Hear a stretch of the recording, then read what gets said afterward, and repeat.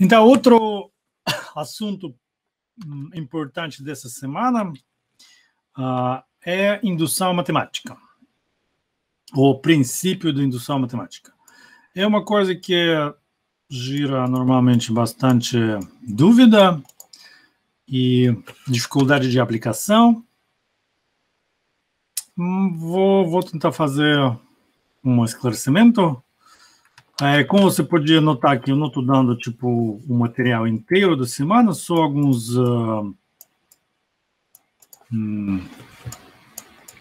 alguma parte, né? Achando que as detalhes você pode encontrar no livro e no curso, e aí eu dou uma visão geral. E você também pode sempre tirar uma dúvida comigo. Então, indução matemática vai abordar um problema caso a gente queria provar algum tipo de afirmação, de proposição que é válida para todo N, tá? Todo N natural. Então, se nós precisamos provar algo assim, né? Que nós temos a proposição aberta, quer dizer, com uma variável, né? Uma proposição que depende da variável, que a gente quer mostrar que ela seja verdadeira para todo N natural. Ou, como um caso um pouco mais específico, mas na verdade é a mesma coisa, para todos os N's, começando com algum número especial. Mas claro que isso você na verdade não precisa falar dessa forma, você só sempre pode reescrever ou introduzir uma nova variável, uma nova proposição P tilde, que vai ser simplesmente definida como N0 mais N. Então, se você tiver para P o número menor, a variável, o valor menor possível da variável, agora já para essa proposição, N vai ser maior do que zero, né? Ele vai começar de zero. Portanto, em muitos livros e em fontes diferentes falam desse N0, mas é muito fácil tirar esse N0 e sempre considerar N natural começando com zero. Então, como provar isso? Para provar isso, nós podemos seguir um tal chamado princípio de indução matemática, que fala o seguinte: a gente vai ter que provar duas coisas para provar essa afirmação aqui, né? A gente vai provar duas coisas. Primeiramente, a gente vai provar que P de 1, ou P de 0, ou P de N0, né, dependendo do lugar onde você começa a contagem, que ela é verdadeira. Que essa afirmação aqui, que essa proposição já não aberta, mas com valor N escolhido, P de 1, ou P de 0, ou P de N0, é verdadeira. A gente vai ter que provar isso separadamente. E depois, após de provar isso, a gente vai ter que mostrar também uma implicação, ou provar uma implicação. Que a implicação é o seguinte: P de N implica P de N mais 1. Esses são os dois passos para provar que P de N é verdadeiro para todo N natural. Ou, se eu comecei aqui com 1, então para todo N natural maior do que 1. Ou igual. Qual o problema nessa afirmação aqui? O problema é que N vai para o infinito, né? A gente pode provar ela para qualquer N separadamente. 100, 1000, 100 mil, não sei o que. A gente vai conseguir provar isso separadamente, se quiser. Mas como provar para todo N natural? Então, enquanto no livro, por exemplo, esse princípio de indução matemática se chama de princípio de indução finita, né? Mas o intuito desse princípio é que a prova é aplicável para os números n infinitos, para todos os n's, né? Então, a princípio é meio que princípio de indução infinita, né? Ou, melhor dizer, a gente usa um passo finito, n para n mais 1, para provar a nossa afirmação para todos os n's. Por isso que talvez seja chamado princípio de indução finita. Mais um ponto que eu queria chamar a sua atenção aqui é essa parte aqui, né?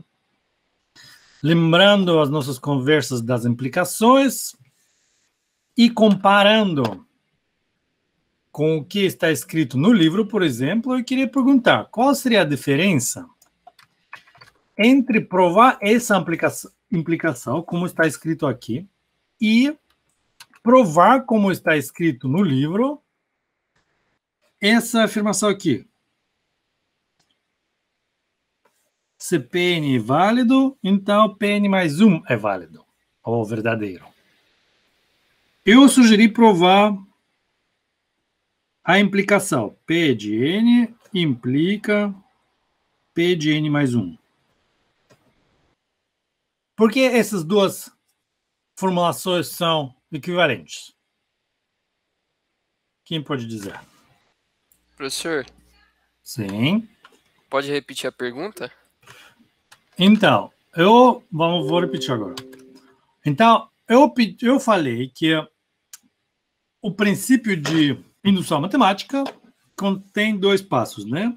Primeiro, provar que P de 0 ou P de 1 é válido, ou verdadeiro, e depois provar a implicação. Que essa implicação aqui. Se você abrir o livro, lá está escrito o segundo passo. Provar essa afirmação aqui. Se Pn é válido, então Pn mais 1 é válido. Qual a diferença a semelhança entre a afirmação que eu pedi provar e o que está no livro, o que está pedido no livro?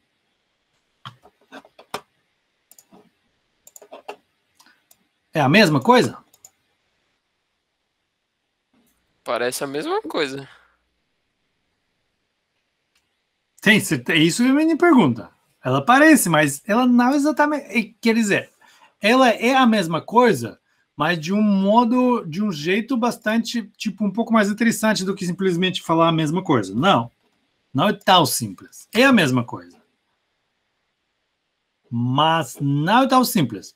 Porque de onde deveria ter vindo a dúvida? Será que é a mesma coisa?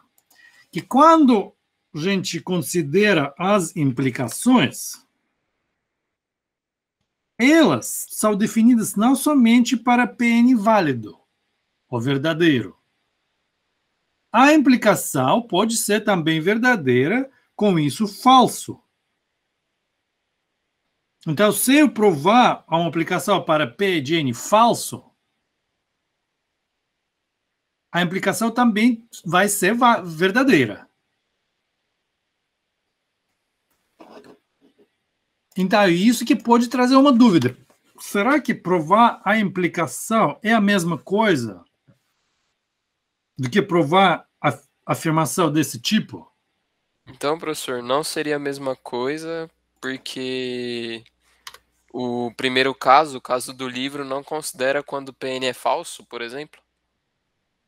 Na verdade, seria a mesma coisa, mas você tem que entender por que esse outro caso que não está, de verdade, não está abordado no livro, ainda assim prova a implicação. Entendi. Então, o livro está pedindo provar somente o caso quando o Pn é válido, ou verdadeiro.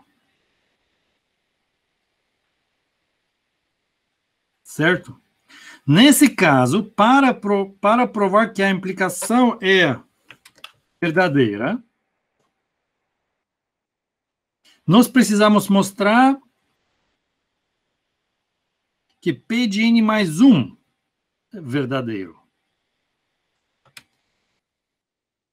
Nós precisamos mostrar isso.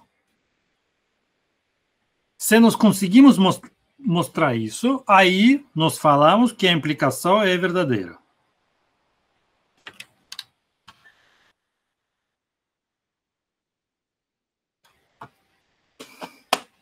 Mas o que acontece quando P de N é falso? Nesse caso, a implicação vai ser verdadeira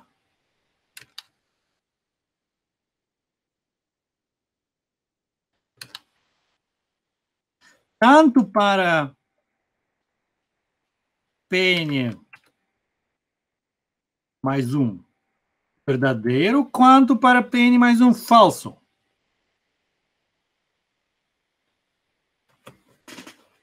Quer dizer, para a gente não vai importar se P de N mais 1 é verdadeiro ou falso.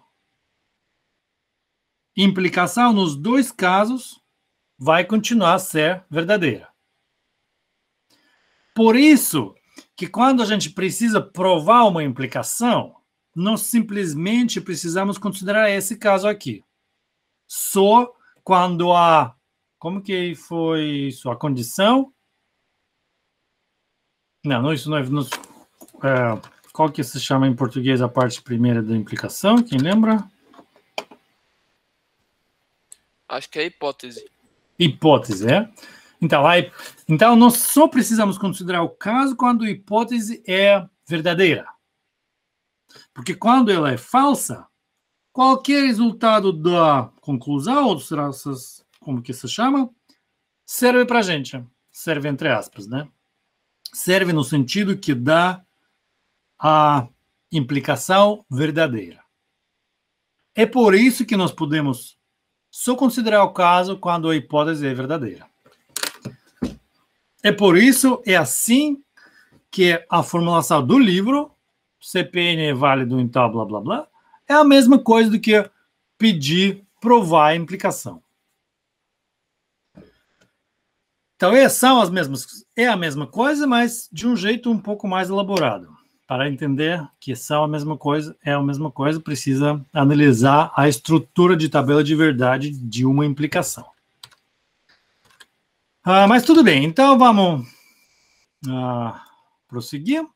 Então, qual tem uma comparação clássica de indução matemática? É o domínio. Se você conseguiu derrubar a primeira peça aí e tem certeza que todas as peças são ligadas, aí você sabe que a última peça vai cair também, né? No nosso caso, a última peça está no infinito, mas ainda assim nós temos certeza que ela vai cair. Porque nós derrubamos a primeira e provamos que tem a conexão ou passagem entre a késima peça e K mais 1 ésima. Aí, assim, nós conseguimos ver que todas as peças vão cair. Por que é importante, em geral, que provar as coisas, né? Isso que está sempre aparece em matemática, e especificamente com sequências. É muito fácil dar exemplos de sequências que parecem ser sequências, mas, na verdade, não são, né? Um exemplo mais trivial é os números primos, né? Se a gente considerar os primeiros números primos, pode ver que todos eles são ímpares. E claro que o número par não pode ser um primo, apesar além de 2. A 2 também deveria colocar aqui. Mas então, além de 2, todos os números primos, primeiros números primos parecem ímpares. E aí a gente pode pensar que todos os números tipo 2K mais 1 são primos, né? Mas é muito facilmente de desprovar. simplesmente colocando o número 9 aqui, né? Que já a gente vai ver que a nossa sequência não funciona. Então, tem que provar as coisas. Isso é o clássico, uma coisa sempre que a gente encontra em matemática. Agora, falando das provas, qual que é a prova do princípio do indução matemática? Alguém já viu? Algum livro, alguma coisa sobre isso? Algum professor já mencionou uma prova? Eu nunca ouvi falar. Pois é, que prova não tem. Princípio de indução matemática é um axioma. A gente, como eu já mencionei na última aula, né? Não tudo você pode definir ou provar, e você precisa um conjunto dos axiomas em qual você baseia a sua teoria.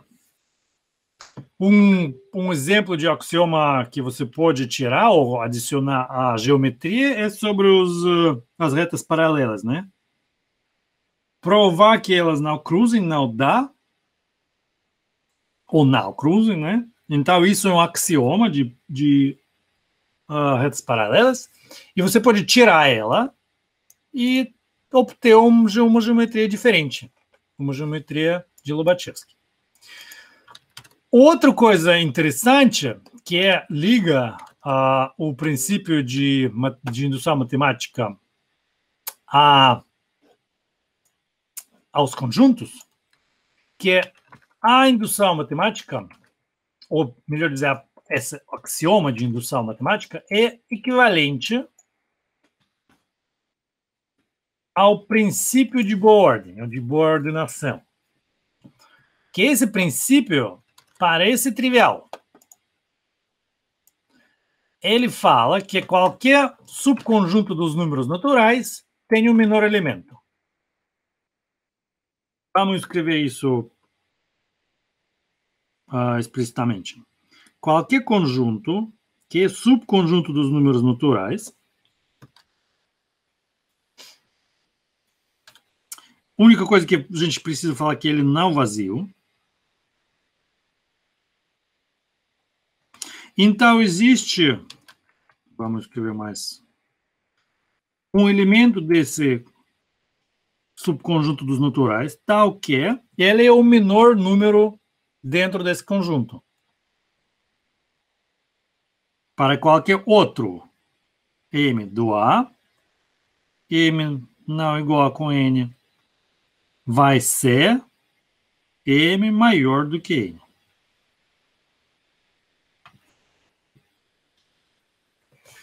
Então, n simplesmente é o menor elemento do A. Esse princípio, para a gente, parece totalmente natural. Mas para provar ele matematicamente, você precisa de princípio de indução matemática. Ou vice-versa. Para provar o princípio de indução matemática, você precisa desse princípio de boa ordem, ou da existência do menor elemento de subconjunto dos naturais. Mas, a princípio em si, sem esse princípio que pode ser tomado como um outro axioma, a gente não consiga provar o princípio de indução matemática.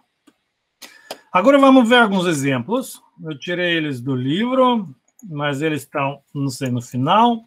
Se alguém tem algum exemplo específico que ele queria abordar, ou ela, então, por favor, fala para mim. Mas eu vou considerar esse exemplo para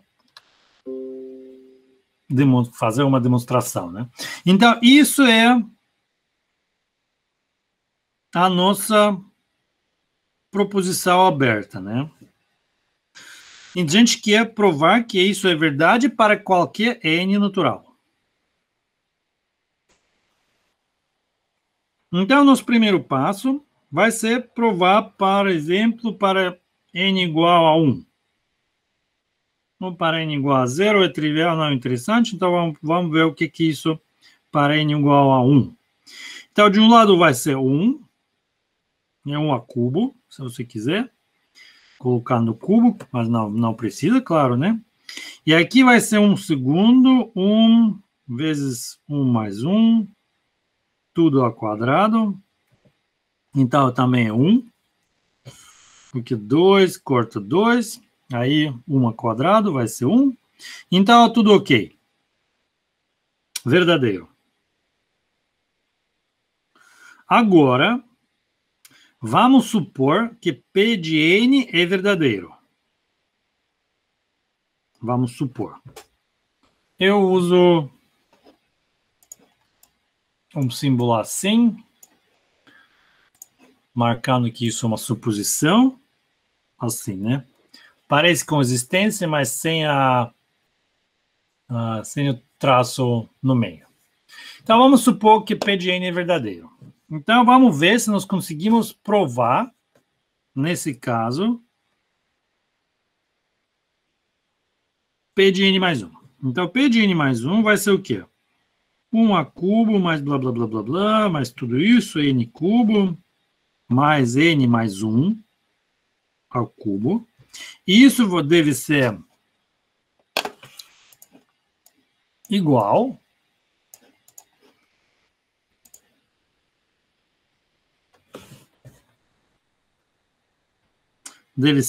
vamos colocar aqui questão, né? 1 sobre 2, N,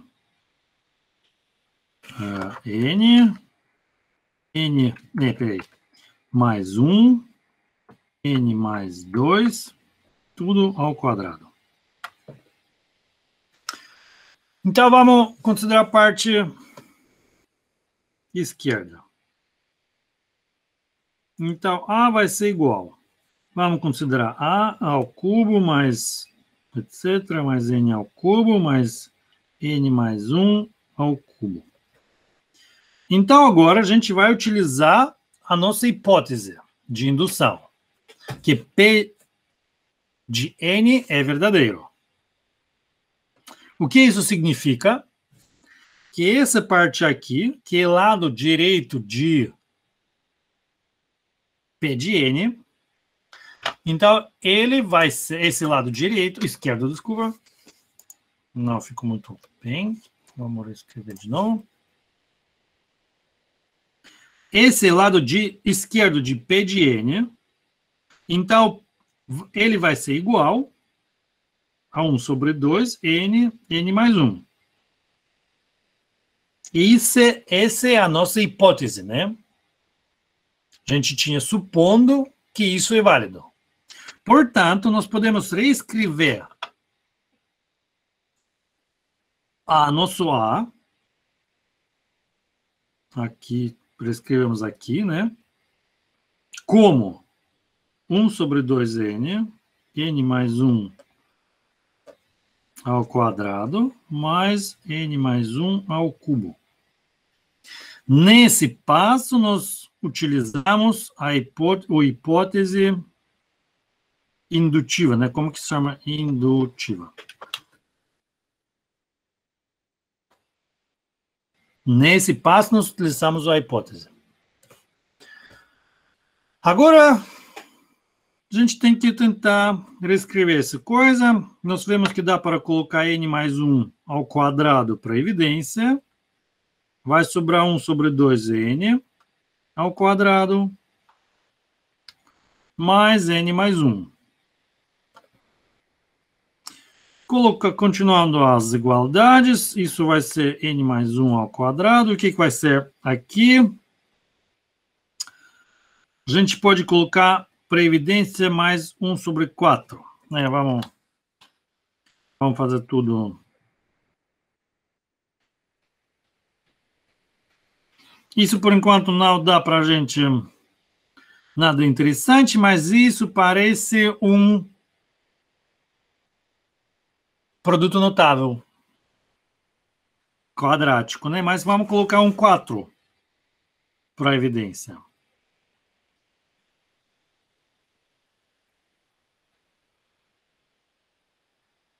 Isso sim, isso a gente reconhece que isso é produto notável n mais 2 ao quadrado.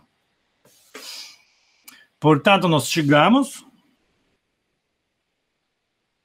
na resposta que isso é igual a 4 n mais 1 ao quadrado, n mais 2 ao quadrado, que é igual a 1 sobre 2 n mais 1, n mais 2 ao quadrado.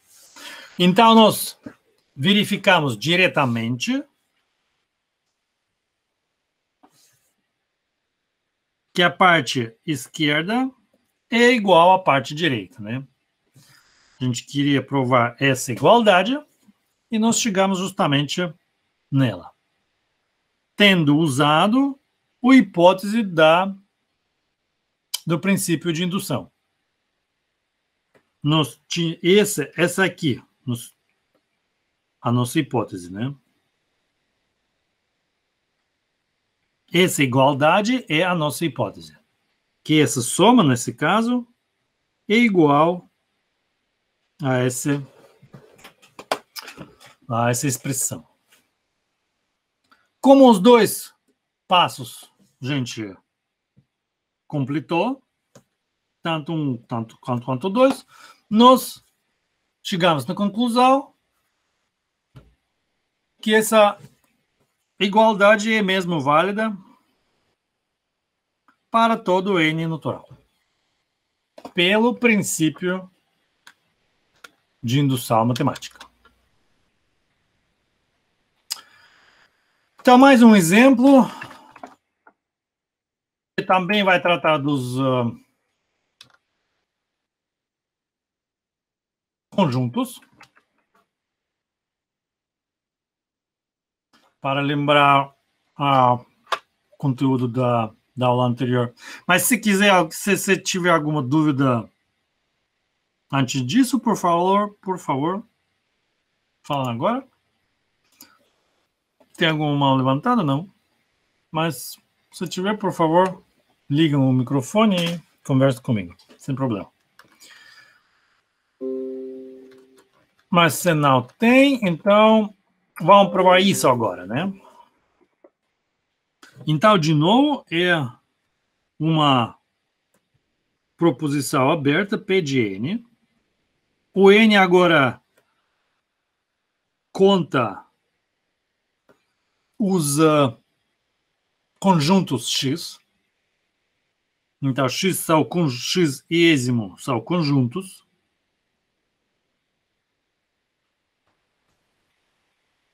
E nós queremos provar essa afirmação para todo n do natural.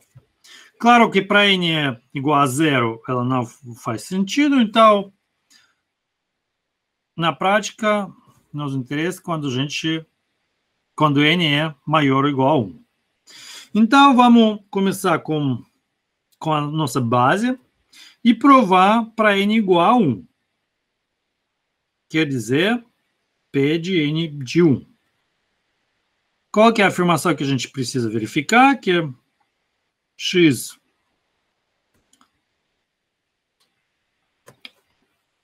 interseção com x1. Aqui vai sobrar só um x, né? Então não vai ser nenhuma união. Então, claro que né? Vai vir trivial. Nessa parte também, tudo isso vai desaparecer. Só vai sobrar um membro. Aí, a proposição fica trivial. Agora vamos ver a parte 2. Isso já é um pouco mais interessante. O passo 2, vamos supor que P de N é verdadeiro. E tentar provar P de N mais 1. Isso é a nossa tarefa. Então, vamos escrever P de N mais 1. A gente vai ter X interseção com união. X1, X2, etc. Xn e Xn mais 1. Nós escrevemos a proposição para n mais 1. Isso deve ser igual, a gente vai verificar isso, ao seguinte, x interseção x1 união com x interseção x2 e assim adiante.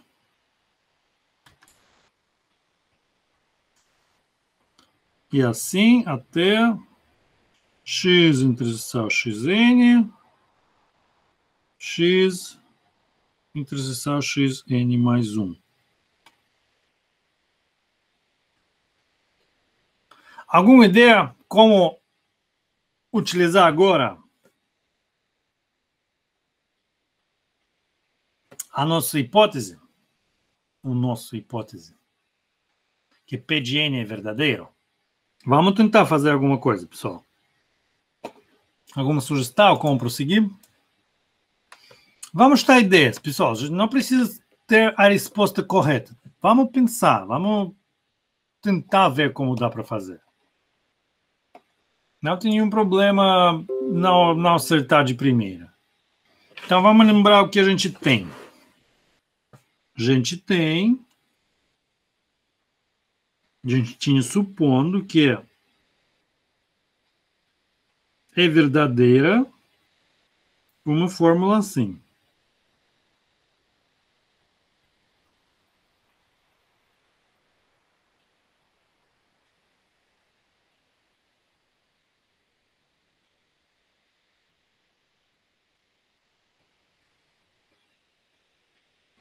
E essa foi a nossa suposição.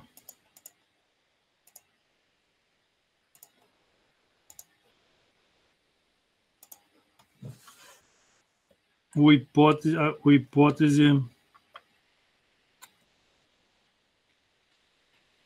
indutiva. Como utilizar ela? E alguém tem alguma ideia?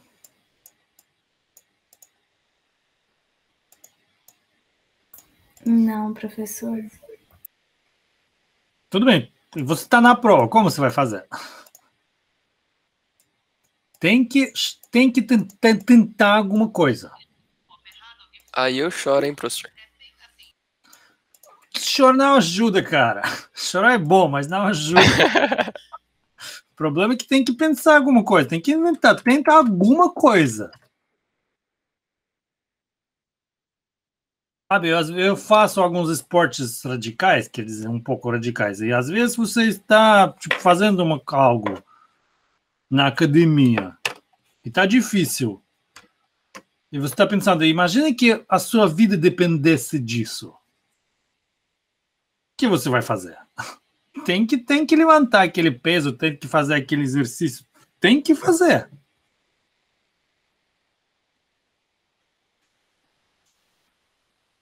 Os filmes de terror. Imagina que a sua vida, tipo, se você não resolver esse exercício, o teto cai em cima de você e você fica comido por um vampiro. Não sei, né? Tem que pensar. Isso não sempre vem da primeira, né? Tipo, a primeira tentativa provavelmente não vai dar certo. Mas sem tentar alguma coisa, você não vai conseguir nunca. Tá? Sim, tudo bem. Primeira coisa vai dar errado. Acontece.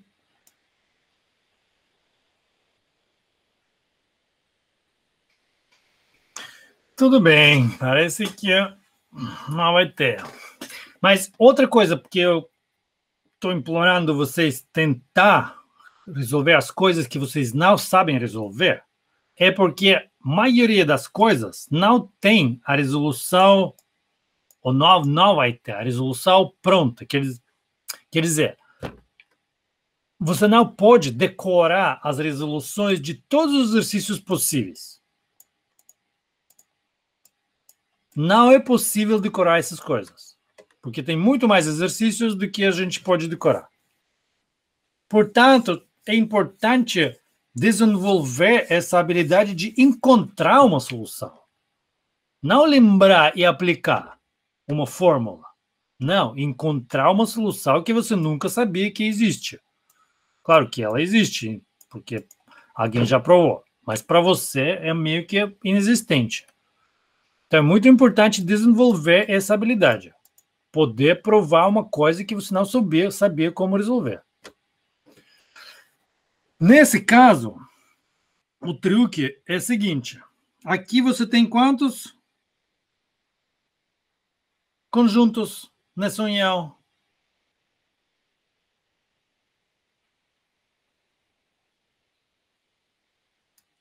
Gente, fala comigo, por favor. N. N. E aqui, quantos? N mais 1. N mais 1. Dá para reescrever N mais 1 conjuntos em tal forma que parece só N conjuntos. Talvez conjuntos diferentes, mas não importa, né? Então, a gente tem N mais um conjunto. Dá para escrever ele na forma onde vai aparecer só N conjuntos. Isso aqui é um conjunto ou não?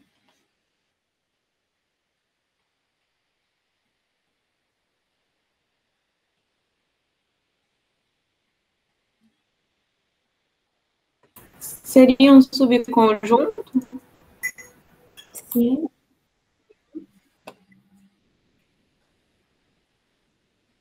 Eles todos são subconjuntos de algum universo, né? Mas a questão é isso, essa. Essa união aqui que eu marquei é um conjunto ou não?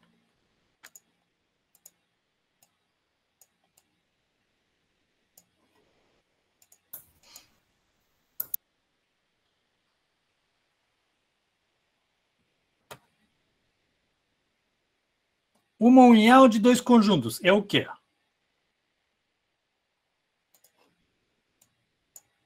Um conjunto. Um conjunto. Vamos chamar essa coisa de B. Chamar, né? Definição. Então vai ser B, união com x3, união com todas as outras, união com xn, união com xn mais 1. Nessa expressão aqui, quantos conjuntos estão na união? N mais 1.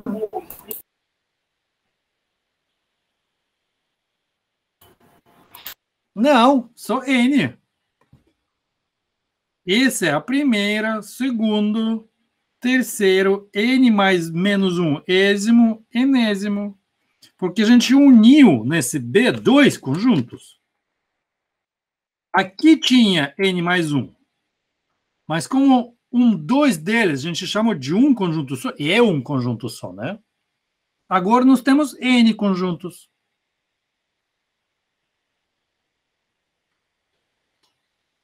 Só N conjuntos. Primeiro, segundo, e tá assim adiante. Pior, você pode escrever isso como só dois conjuntos. Você pode escrever isso como um conjunto C unido com xn mais 1. Como você precisa definir C para isso? C vai ser a união x1, x2 até xenésimo. Mas agora aqui tem só dois conjuntos.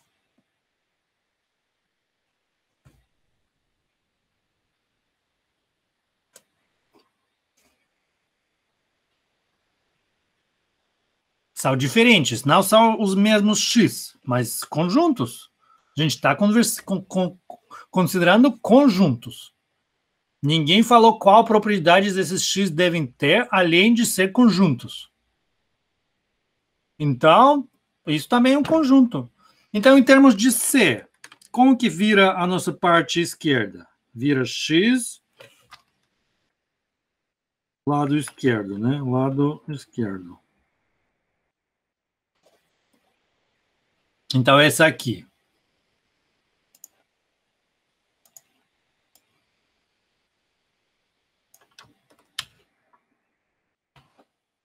Lado esquerdo, então, em termos de x, de c, desculpa, vira x, interseção c com cn mais 1. Isso é, na verdade, parte, lado esquerdo, de P2.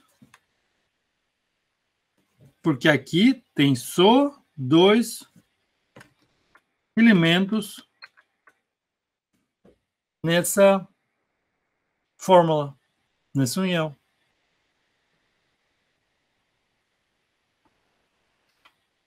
Ou, se você quiser, você pode também escrever isso, lado esquerdo, né? Lado esquerdo do P2. Ou você pode escrever isso como x interseção com B que a gente introduziu, união com x3, união com todos os outros, união com xn mais 1. E nesse caso, esse vai ser lado esquerdo do Pn. Porque tem aqui só n conjuntos. Primeiro conjunto, segundo conjunto, enésimo conjunto. Enésimo conjunto nessa fórmula é chamado xn mais 1. Mas esse n mais 1 não é o número da sequência nessa fórmula. É simplesmente uma identificação desse membro. Mas no união só tem n membros, n conjuntos. É assim que você pode aplicar aqui a hipótese indutiva. Porque como você tem aqui P de n, a gente supondo que P de n é verdadeiro, portanto, é válido que esse lado esquerdo vai ser igual ao lado direito da proposição P de n. Então, vai ser P unido com B, desculpa, interseção, né?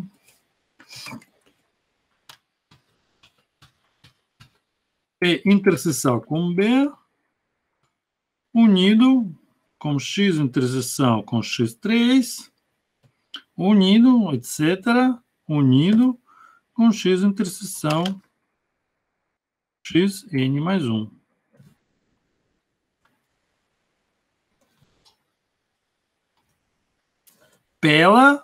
Pelo hipótese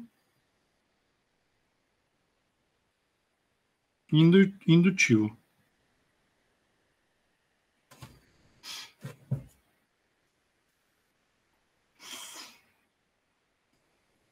Isso ainda não é suficiente para a gente, né? Para ter a resposta. Então, a gente precisa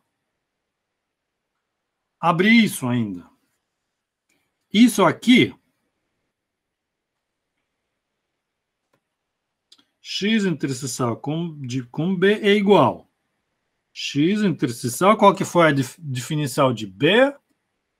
Com B a gente definiu a união x1 com x2.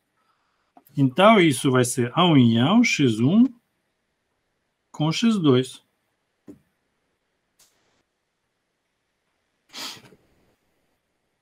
Isso nada mais, nada menos do que P2. Pela validade de P2, nós podemos escrever que isso é união assim. Se a gente agora a gente pode colocar isso para cima.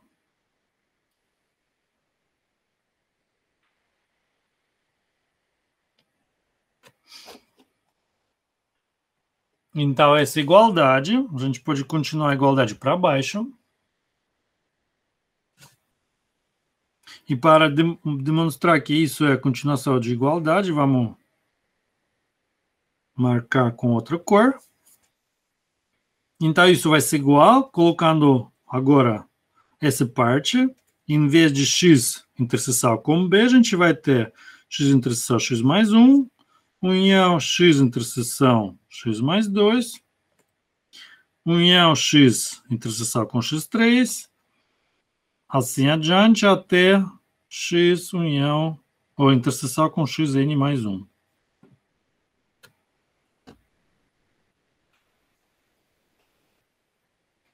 E isso é justamente lado direito do Pn mais 1.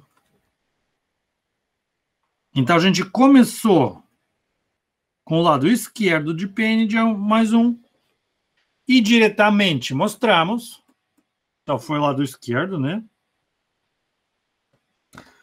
E diretamente mostramos que ele é igual ao lado direito da proposição Pn mais 1. Que a proposição é a igualdade. Portanto, nós provamos o segundo passo. O segundo passo do método de indução matemática. É assim que você faz essas coisas. Tenho mais um exemplo também dos conjuntos, mas acredito que vocês podem fazer isso em casa, né? Um complemento. Aí, para resolver isso, você tem que supor que existe o universo, né? O conjunto universo, em relação ao qual calculamos todos os complementos.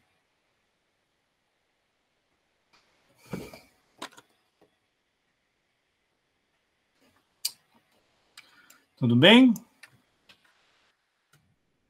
Para terminar a conversa sobre a indução, eu quero considerar um belo caso de caracol, de um bicho. Todo mundo conhece esse bicho? Sim.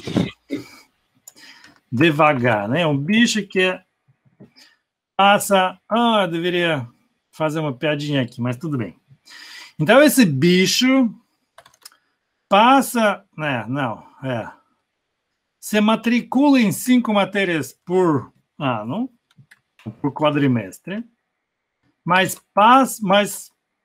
existe de 4. Bom, falando do bicho mesmo, esse bicho, durante o dia, ele sobe 5 metros. Vamos supor, né? É um problema, né? Mas durante a noite, ele desliza de volta para baixo 4 metros. Né? Aí a pergunta, em qual altura ele estará após cada dia? Quem pode me dizer? Mas isso é muito mais fácil do que provar sobre os conjuntos. Fala aí. Não vai ser K metros? Vai ser K metros. Justamente isso. K metros.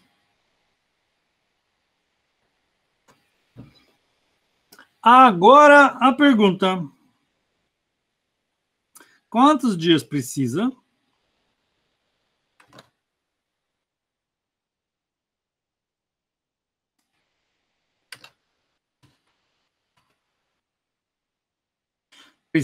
para subir uma árvore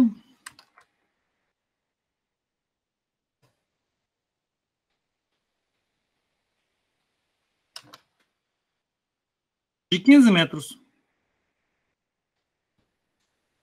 Eu não sei se é uma pegadinha. Qual a sua resposta? Começa com a resposta. Aí depois vamos falar. Tá. Eu acho que 11 dias. 11 dias, exatamente. 11, mas enfim, não 15. Isso que eu quis dizer. Sim, é pegadinha, claro, porque não é um problema mesmo, né? Sim, mas não 15. 11. Poxa, acabei com a graça do negócio. Acabou com a graça. Eu queria alguém falar 15, né? Mas tudo bem. Deveria ter esperado. Exatamente. Quem entendeu a pegadinha, não falha. Mas então, exatamente, não 15 dias, menos. Por quê? Porque durante o dia o cara sobe 5 metros. Depois, durante a noite, ele desce, né? De novo, mas se ele subir até o topo, já conta. Então, ele já vai chegar ao topo de árvore. Então, vai ser 11, né? Em 10 dias ele vai fazer 10 metros e durante o dia seguinte, ele vai fazer mais 5 e aí vai completar a árvore inteira. Então, isso, 11 dias. Quer dizer, mais uma vez, que sem prova, uma sequência que parece sequência, né? Um dia, 1 metro, 1 metro, 24 horas, 1 metro, né? Pode acabar enganando a gente. Tem que procurar pela prova, pela resolução mesmo, né? Em vez de simplesmente chegar com a resposta mais rápida. Tem, tipo, as pegadinhas, tipo, o que bebe uma vaca, né? Mas em matemática também acontecem essas coisas. As sequências falham. As sequências que são simplesmente as sequências finitas, não, sem a prova, elas falham. Inclusive que isso sempre penso nisso quando vejo aquelas postagens no Facebook, não sei onde, que pedem continuar uma sequência, né? 5 vezes 5 é 76, 6 vezes 6 é 83, e não sei o que, né? Acredito que muita gente viu. Continuar a sequência e, matematicamente falando, qualquer sequência finita pode ser continuada de qualquer forma que você quiser. Você sempre pode encontrar tal fórmula que dá qualquer número que você quiser para o próximo passo. Mas é outra história. Mas então, eu termino por aqui sobre o princípio de indução matemática. E agora vamos para as dúvidas, se tiver.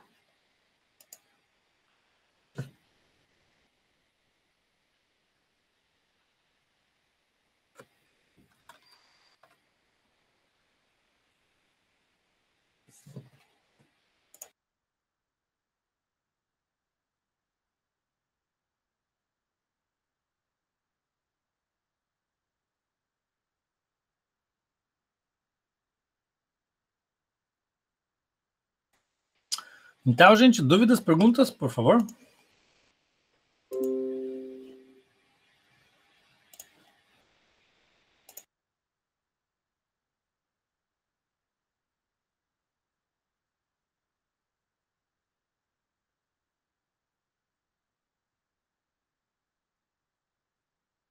Por enquanto não, professor.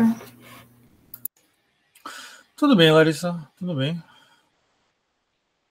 Mas não necessariamente precisam ser as dúvidas sobre esse conteúdo, né? Vocês podem trazer as dúvidas sobre testes, exercícios, conteúdo que você leu durante a semana, qualquer outra coisa. Não precisa ser sobre isso.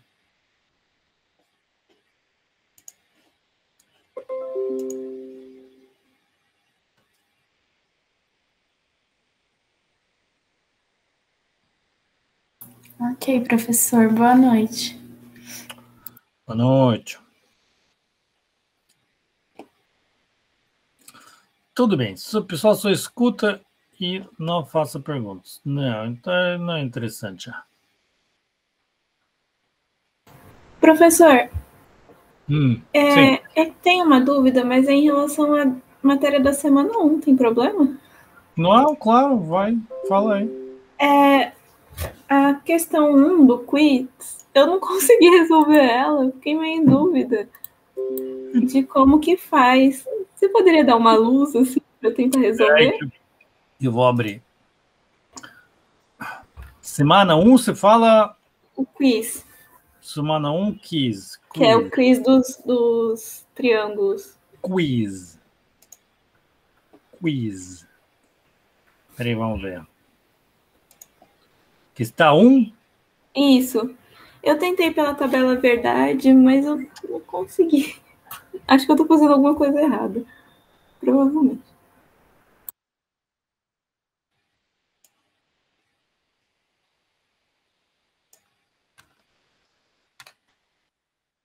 É isso aqui? Isso. Tá bom, deixa eu ler, eu não sei. Um triângulo chamado isósceles. Isósceles. Quando ele possui pelo menos 2 lados da mesma medida. Tudo bem. Em particular, quando os 3 lados têm a mesma medida, ele é equilátero. Dado um triângulo. Tá, tudo bem.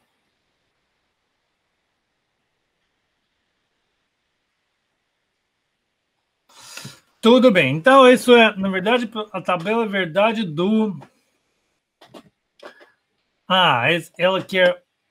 ela quer um triângulo, são sempre verdadeiras, né? Isso, essa parte que me confundiu. Se na hora da tabela verdade tinha que ser tudo verdade. Era isso? Que por exemplo, se a gente considerar uma implicação desse tipo, né? Ela vai ser verdadeira quase sempre, mas pode acontecer que P é verdadeiro e Q é falso, né? Tem que ver se isso... Nesse caso, P é verdadeiro, Q é falso. Pode acontecer, né? Pode acontecer. Pode. P pode ser verdadeiro e Q pode ser falso.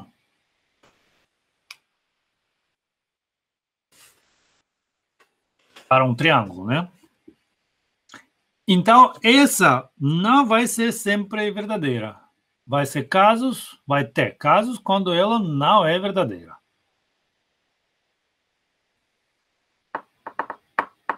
O inverso, por exemplo, não pode acontecer. Se esse é verdadeiro, isso não pode ser falso. Porque o triângulo é o mesmo, né? Se o triângulo é equilátero, ele é também isósceles. Entendeu? Entendi. O meu erro foi que eu vi mais pelo genérico e esqueci da afirmação, que é a parte mais importante. Pois é. Então, esse triângulo, tem que considerar ele como algo que existe, né? E considerar o verdadeiro e o falso dessas afirmações sobre um triângulo especial. Tá. Acho que agora eu consigo resolver. Tá, então não era tão complicado quanto eu pensei. Não, é a mesma análise pela tabela de verdade, só que precisa lembrar que um específico triângulo sobre o qual a gente está falando, e a gente tem que analisar quando os pesos P e Q pode ser verdadeiro e o falso. Entendi. Era isso. Tudo bem. Obrigada. Não, imagino que isso.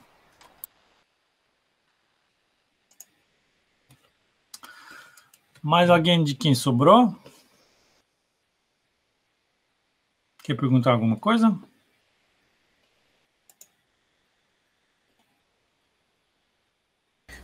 Eu não quero não, professor.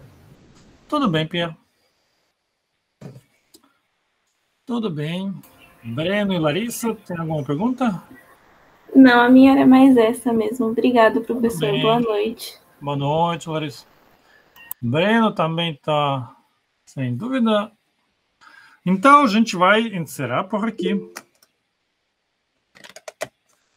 Tá, tudo bem, Breno. Boa noite a todo mundo. Quem sobrou ainda. Até a próxima. Até. Boa noite, até. Boa noite.